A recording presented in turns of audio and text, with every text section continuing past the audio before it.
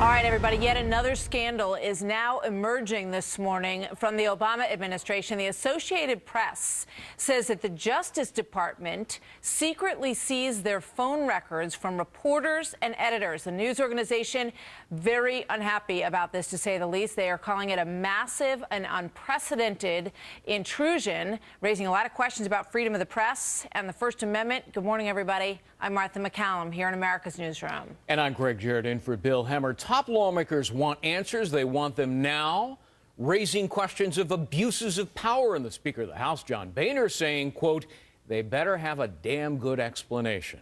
And add to that, new reports this morning that the IRS scandal may be bigger than first suspected. And President Obama also increasingly defensive in the news conference over the growing Benghazi firestorm. We may find out just how many scandals the White House can juggle at one time. We've got Fox team coverage of this. Catherine Herridge on the Justice Department's snooping on the AP, and Doug McKelway on the expanding IRS investigation. We'll start this morning with Catherine. So, Catherine, what are we learning on this morning? Well, Martha, the AP made public its letter to Attorney General Eric Holder confirming the seizure of the phone records by the Justice Department, calling it unjustified and overly broad. The letter reads in part, these records potentially reveal communications with confidential sources. We regard this action by the Department of Justice as a serious interference with the AP's constitutional rights to gather and report the news. While neither the AP nor the Justice Department is confirming why the records were taken, Fox News is told that it's part of a Justice Department investigation into the alleged disclosure of classified information.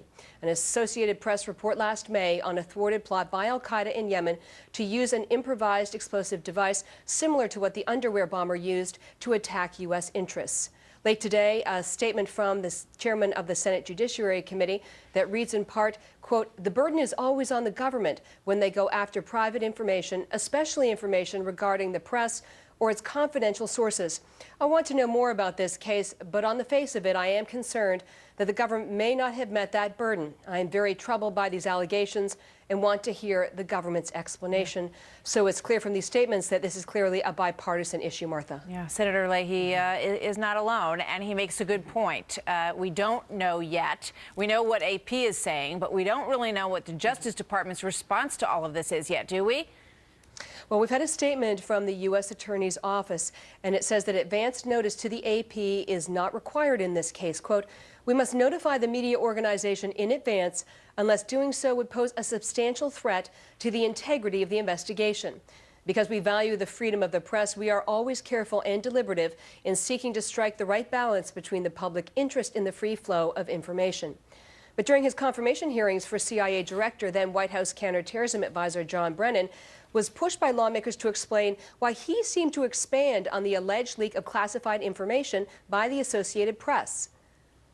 Did you tell media commentators that the United States had, and I quote, inside control or inside information on the AQAP bomb plot in May of last year? When I had a teleconference with some individuals, former government officials from previous administrations, who were going to be out on talk shows on the night that a IED was intercepted.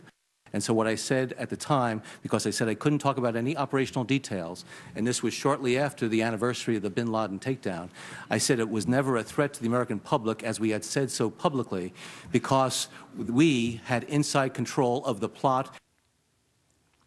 We have an event later today with the Attorney General Eric Holder where we expect he will take questions on this very issue, Martha. Yeah, we all look forward to that. Catherine, thank you very much. You're welcome.